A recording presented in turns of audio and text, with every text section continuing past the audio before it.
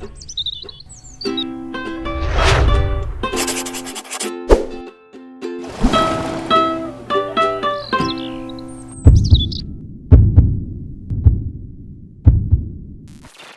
meus amigos, um dia de muita paz para todos nós. Hoje, exatamente 17 de fevereiro de 2025, estamos nós reunidos para estudarmos a obra Revista Espírita.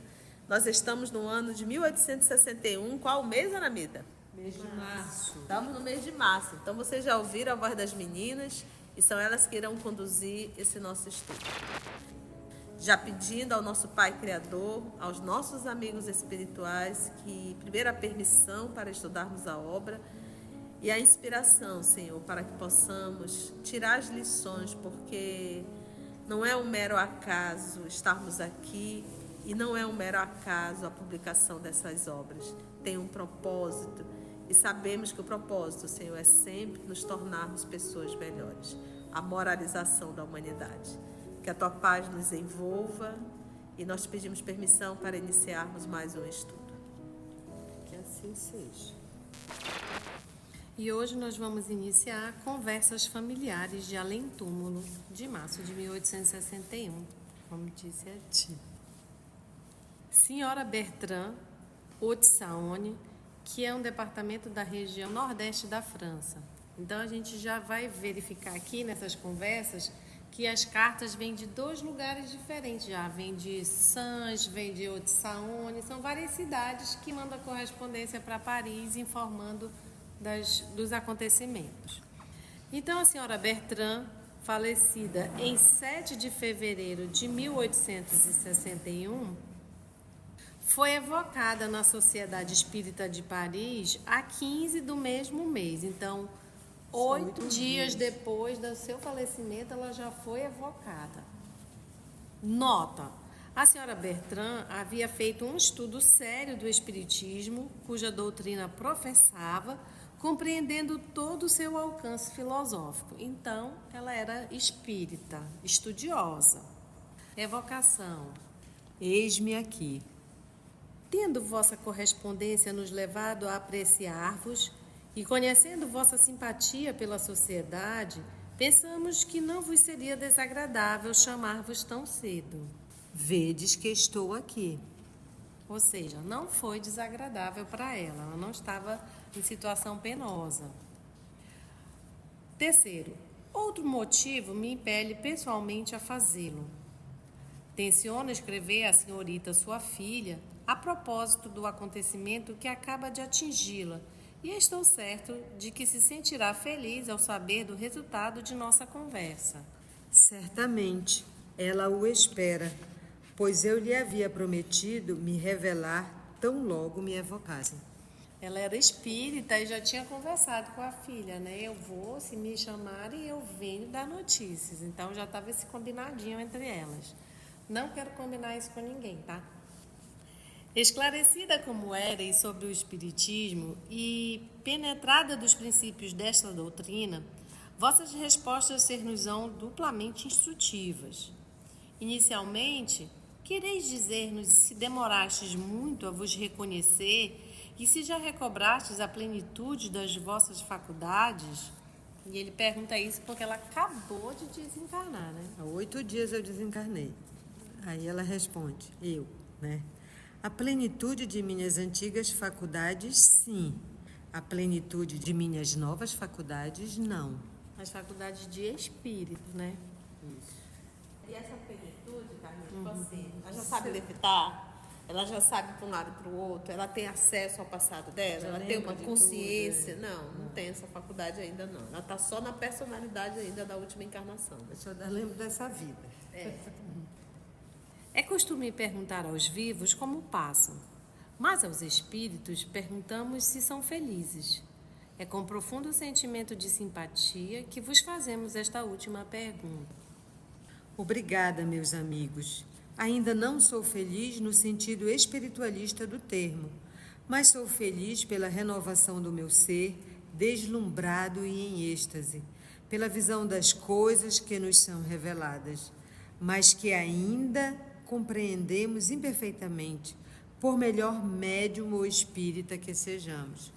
Ou seja, ela está dizendo que o estudo da doutrina foi bom para ela, né? Que ela compreendeu muitas coisas, mas ela ainda não aprendeu tudo. Ela é feliz porque ela renovou o ser dela com o estudo da doutrina espírita, com o sentido das coisas. Quando ele diz que ela alcançava o sentido filosófico, que ela sabia, ela tinha consciência, né? Ou sabia de onde vinha, que a vida não terminava, que continuava. Isso renovou o ser dela. Talvez por isso ela conseguiu ser evocada tão rápido, né? Mas que ela ainda não consegue compreender tudo. E ela só compreende isso ainda imperfeitamente. Em vida, havias feito uma ideia do mundo espírita pelo estudo da doutrina. Podeis dizer-nos se encontrastes as coisas tais quais as tinhas imaginado? Mais ou menos. Como vemos os objetos na incerteza da semi-escuridão, mas como são diferentes quando a luz brilhante os revela.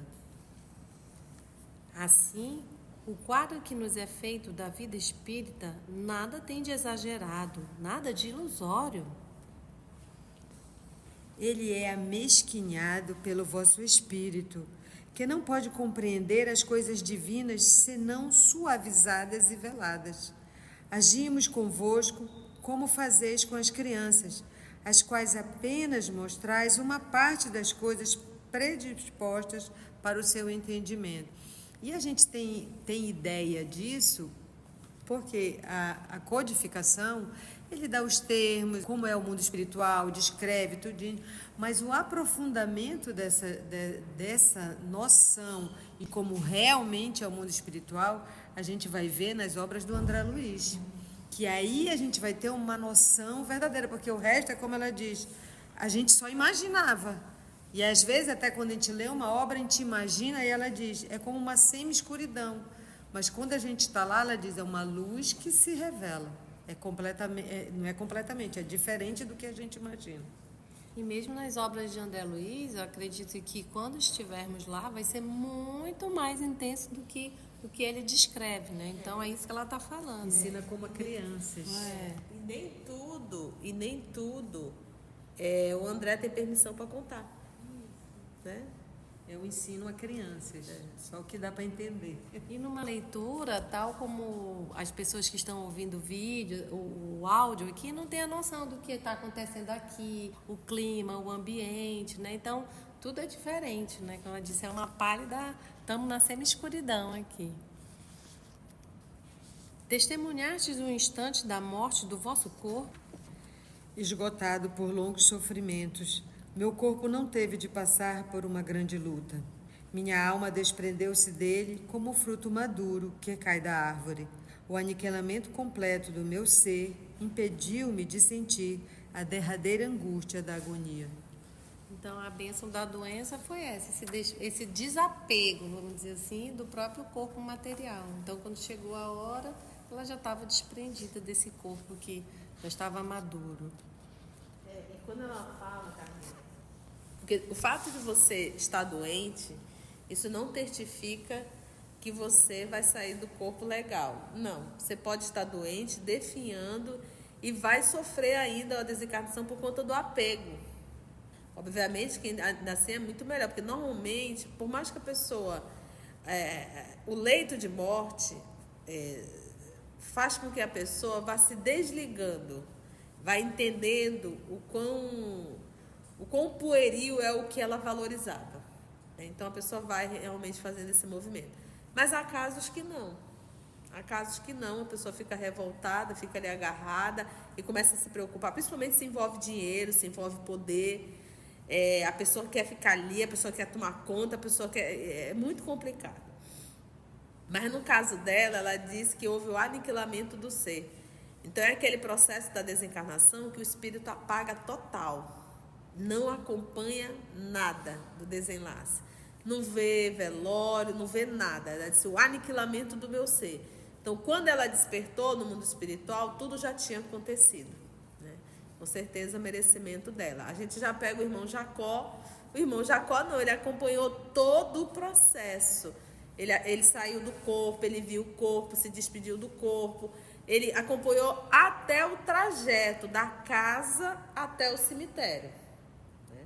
Então, esse já acompanhou tudo. Então, cada caso é um caso, cada ser humano é avaliado dentro das suas condições, né? Poderias descrever vossas sensações no momento do despertar? Não há despertar, ou antes, pareceu-me que havia continuidade. Como quando voltamos para casa após curta ausência. Pareceu-me que apenas alguns minutos me separavam do que eu acabava de deixar. Errante, em volta do meu leito, via-me estendida, transfigurada, e não podia afastar-me, retida que era, ou pelo menos, ao que me parecia, por um último laço àquele invólucro corporal que tanto me havia feito sofrer. Ou seja, ela foi desprendendo aos poucos, mas ela não se afastou. Ela ficou lá, ela tinha noção, ela via o corpo, mas ela já estava, como a tia falou, desapegando mesmo. O estudo talvez deve ter feito isso com ela, né? De ela já ir se libertando desses apegos. Vistes imediatamente outros espíritos vos cercar? Logo vieram me receber. Então, desviei o pensamento do meu eu terreno e, transportado, meu eu espiritual abismou-se no delicioso prazer das coisas novas e conhecidas que reencontrava. Está voltando para casa, né? Não é a primeira vez. Delicioso prazer. É que ela ficou no corpo no corpo adoecido, né? Então ela estava se sentindo mais leve, com certeza. E nem todo mundo consegue ver de primeira, né? Então, assim, logo vieram me receber, quer dizer que ela tinha algum merecimento. Estavas entre os membros da família durante a cerimônia fúnebre? Vi levarem o meu corpo, mas logo me afastei. O espiritismo desmaterializa por antecipação e torna mais súbita a passagem do mundo terreno ao mundo espiritual. Eu não tinha levado da minha migração na terra nem vãos pesares, nem curiosidade pueril. Porque se ela fosse agarrada, pegada, o que ela ia fazer? Ficar lá. Correr atrás do corpo. E não é só isso, eu vou correr atrás do corpo. Existe um fio que liga. Mesmo a pessoa estando desencarnada, tem alguns fios que só o desencarnante pode ligar. Então, por mais que a pessoa não queira ir, uma força o atrai. Mas, na verdade, esse fio que está ligando é o próprio psiquismo da pessoa. Por isso que a gente vê casos no cemitério que o corpo está sepultado e o espírito está ligado ao corpo. E tem ali um fio. Na obra de André Luiz tem um caso desse, que ele vai chamar da borboleta saltitante. Ela era uma que estava, o fio ainda estava ligado ao corpo e já estava sepultado há 30 dias. Caso do suicida também. E quando ela diz aqui, o espiritismo desmaterializa por antecipação, não é o espiritismo, é o estudo, a meditação e a prática dos ensinamentos que a doutrina nos transmite, né? E aí que ela diz que torna mais súbita a passagem do mundo terreno ao mundo espiritual.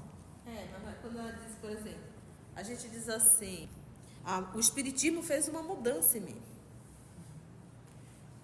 E quando a gente fala em espiritismo, que a fala dela também me toca, é o estudo que ela fez. E tanto é que no início ele diz que ela era uma pessoa que o que ela fazia? Que ela estudava seriamente a doutrina espírita. Então, ou seja, ela já estava se preparando para isso. Ela sabia da continuidade da vida. Ela estava estudando, gente. Então, isso facilitou muito o desenlace dela. Só um spoiler, assim, que na verdade não é só o estudo, né? A gente vai ver lá mais pra frente que ela vivenciava, então, o estudo e a vivência, né? É porque o que a Nômade diz, Carlinha? É impossível um estudo sério não haver mudança. Se não tem mudança, não tem estudo sério. Você é um frequentador da casa espírita. Mas toda pessoa que faz um estudo sério, ela vai sim fazer mudança íntima. Porque às vezes a gente faz 1000 caridades, né? A gente vai para o centro espírita, faz isso, faz sopa, faz não sei o quê, mas a gente não faz mudança íntima. Tanto é que entre os trabalhadores eles brigam. Então não está tendo mudança íntima. E é aquilo que nós falamos do Evangelho ontem. Então, é necessário o movimento íntimo. Então, através do estudo sério, quando a gente estuda, a gente medita no que a gente está estudando. As mudanças, elas vão sim acontecendo. Jesus vai trabalhando no nosso mundo íntimo. E lembra que as mudanças, que a caridade maior são as caridades, é a caridade moral. Tendes algo de particular a dizer à senhorita, vossa filha, que partilhava de vossas crenças e várias vezes me escreveu em vosso nome? Eu lhe recomendo dar aos seus estudos um caráter mais sério, transformar a dor estéril em lembrança piedosa e fecunda, que não esqueça que a vida prossegue sem interrupção e que os frívolos interesses do mundo empalidecem ante a grande palavra, eternidade. Aliás, minha lembrança pessoal, terna e íntima, em breve lhe será transmitida. Em janeiro, eu vos remeti um cartão retrato. Como jamais me vistes, podeis dizer se me reconheceis? Mas eu não vos reconheço, eu vos vejo. Não recebestes aquele cartão? Não me lembro. Eu teria várias perguntas importantes a vos fazer sobre os fatos extraordinários que se passaram em vossa casa e que nos comunicastes. Penso que poderíeis nos dar, a respeito, interessantes explicações, mas a hora avançada e a fadiga do médium me obrigam a prorrogá-las. Limito-me a algumas perguntas para terminar. Embora vossa morte seja recente, já deixastes a Terra? Percorrestes os espaços e visitastes outros mundos? O termo visitar não corresponde ao movimento tão rápido como o é a palavra, a qual nos faz, tão rápido quanto o pensamento, descobrir sítios novos. A distância não passa de uma palavra, como o tempo não é para nós, senão uma mesma hora. Ou seja, é diferente do que é aqui. O espaço, o tempo, o visitar, o ir e vir, não tem essa conotação como a gente tem. Preparando as perguntas que devemos dirigir a um espírito, temos geralmente uma evocação antecipada. Podeis dizer se, nesse caso, estáveis prevenida de nossa intenção e se vos encontráveis perto de mim ontem enquanto preparava as perguntas? Sim. Já sabia tudo o que me diríeis hoje e responderei com propriedade as perguntas que reservaste. Estou sabendo de tudo, Kardec. Tudo de lá, né? E assim para ver a preparação do médium, da reunião, o cuidado e também estou falando, né? Já é uma evocação. É porque a gente pensa que a evocação acontece no dia da atividade. A evocação acontece no momento que ele pensa em evocá-la. Então, quando ele pensou em evocá-la e quando ele estava elaborando as perguntas, ela já estava ali. Ela já estava ali. Então, isso já é uma programação. Então, isso mostra, e aí vem a resposta dela anterior, a responsabilidade dos nossos pensamentos. Pensou, evocou. Então, a evocação não é um ritual de palavras ou de um ambiente. Pensei, evoquei. Orai e vigiai nos pensamentos. Em vossa vida teríamos sido muito felizes de vos ter entre nós, mas desde que isso não foi possível, somos igualmente felizes em vos ter em espírito e vos agradecemos a solicitude em responder ao nosso apelo. Esse entre nós é a sociedade, né? Ela tá lá. Meus amigos, eu acompanhava os vossos estudos com interesse.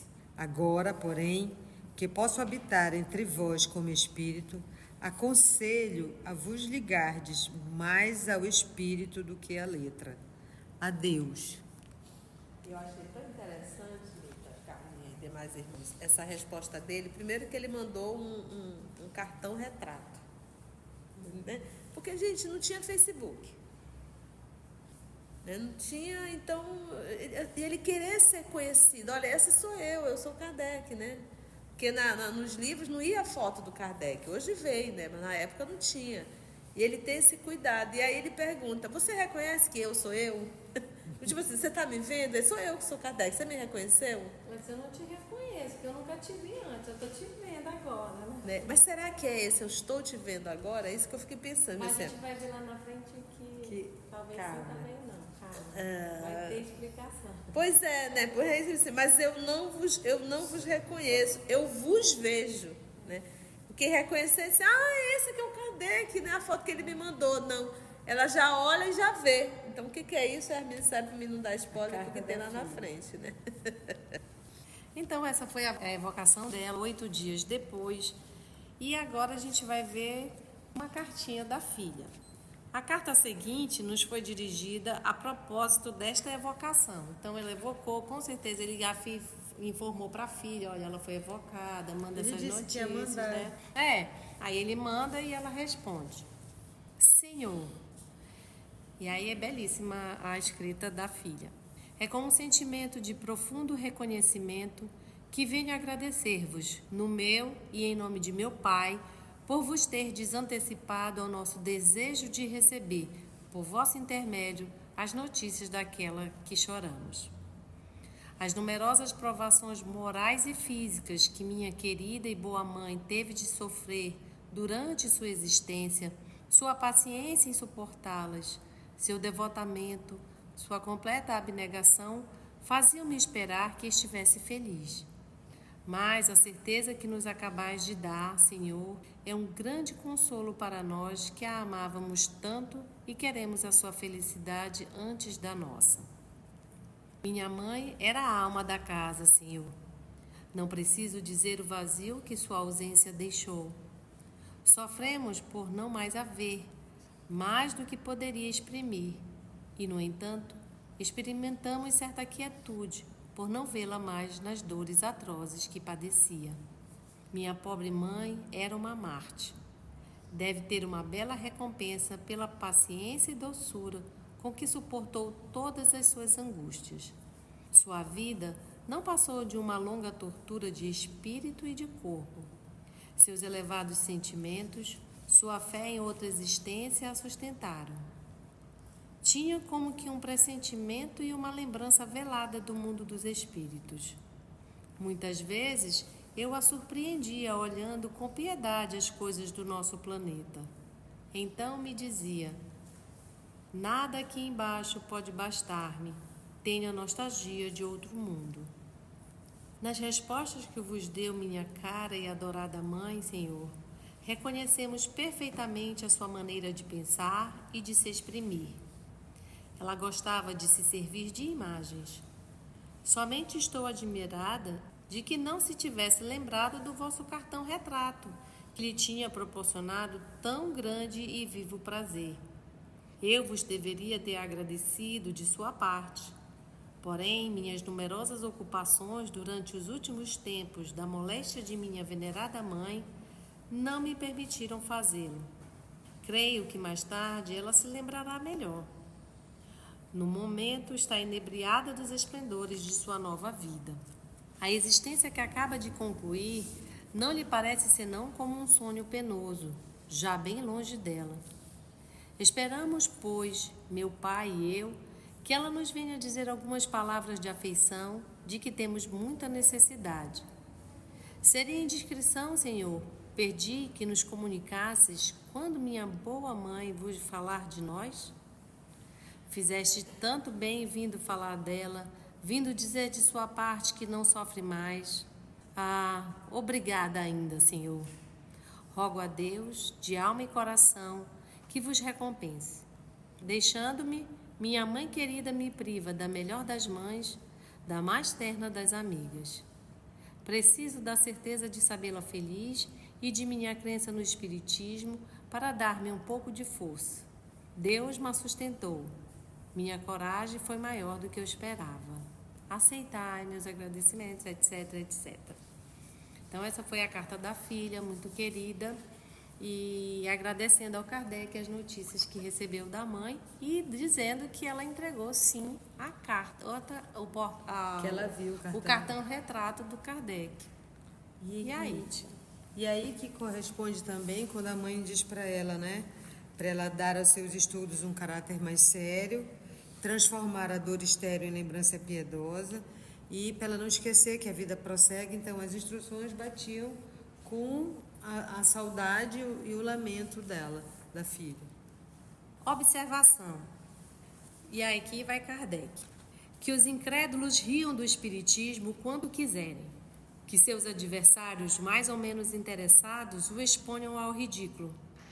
Que mesmo o anatematizem, que censurem, que reprovem, e não se lhe tirará essa força consoladora que faz a alegria do infeliz e que o faz triunfar da má vontade dos indiferentes, a despeito de seus esforços para o abater o espiritismo. Os homens têm sede de felicidade. Quando não a encontram na terra, não é um grande alívio ter a certeza de encontrá-la na outra vida, se se fez o que é preciso para merecê-la? Quem, pois, mais lhe suaviza os males da terra? Será o materialismo, com a horrível expectativa do nada? A perspectiva das chamas eternas, as quais não escapam um só em milhões? Não vos enganeis. Essa perspectiva é ainda mais horrível que a do nada. Eis porque aqueles cuja razão se recusa a admiti-la são levados ao materialismo. Ou seja, o inferno eterno é pior do que o nada. Quando se apresentar aos homens o futuro de maneira racional, não haverá mais materialistas, que não se admirem de ver as ideias espíritas acolhidas com tanta solicitude pelas massas, porque essas ideias aumentam a coragem ao invés de abatê-la. O exemplo da felicidade é contagioso.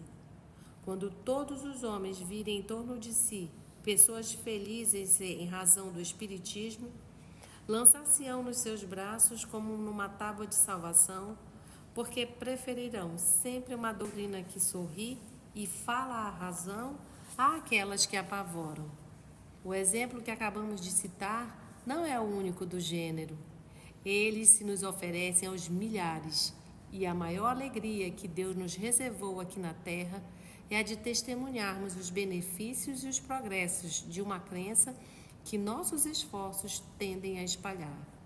As pessoas de boa vontade, as que nela vêm beber consolação, são tão numerosas que não poderíamos roubar-lhes nosso tempo, ocupando-nos dos indiferentes, que não têm o menor desejo de se convencer. Os que vêm a nós são suficientes para absorvê-lo, por isso não vamos à frente de ninguém. Eis porque também não o perdemos a rebuscar em campo estéril. A vez dos outros virá quando aprouver a Deus levantar o véu que os cega. Tempo esse que virá mais cedo do que pensam, para a glória de uns e a humilhação de outros. E assim Kardec finaliza com essa crítica que ele já sofreu, a gente já viu aqui para trás, tantas críticas mordazes, críticas sem fundamento e até ofensas, né, pessoais. Então aqui ele diz, é isso que não deixa ele parar, essa certeza de dar a felicidade aos que sofrem, a consolação. E é tão legal essa disposição dele, essa resignação em continuar com o trabalho, porque a gente vê que aqui está no 4º ano da revista, né? E ele disse, eu vou me ocupar com o que é importante. Com quem quer. Não adianta querer convencer quem é indiferente. Ele diz assim, a vez dos outros virá, quando aprouver a Deus levantar o véu que os cega. Porque esse véu cegava a todos. E começou com as mesas girantes. O próprio Kardec foi cético, não queria ir, mas depois que ele foi, que o véu levantou e ele ficou tomado e se dedicou a isso. Então ele disse, eu vou me dedicar para quem quer consolo, para quem conhece essa doutrina, e ele diz, em vez de diminuir, aumenta a coragem em vez de abatê-la, dá resignação, e é isso que vamos. Se você chegou até aqui o final, deixa seu comentário, é muito importante a gente poder ler o teu comentário, não esqueça de curtir para que possa divulgar a página, dá o seu like, né? E, se possível, faça a sua inscrição no nosso canal e toca o sininho. Porque quando você toca o sininho, o YouTube avisa para você quando o EOS publicar um novo estudo. Então, Receba um grande abraço da família EOS Manaus. E assim finalizamos esse artigo de hoje, agradecendo ao nosso Senhor Jesus essa bela mensagem de esperança, de alegria no porvir, da vida futura. E agradecemos essas lembranças e pedimos a permissão de nos encontrar no próximo estudo. Que assim seja. Que assim seja. EOS Manaus. Estudando para servir ao Cristo. Visite nosso site em www.eosmanaus.org. No YouTube, procure o canal EOS Manaus. Participe do nosso grupo no Facebook. No Instagram somos @EOS Manaus. Escute e estude na Rádio Manaus de Estudos Espíritas. Estamos, também, em diversas plataformas de áudio. Procure EOS Manaus, no seu aplicativo preferido. EOS Manaus. Estudando para servir ao Cristo.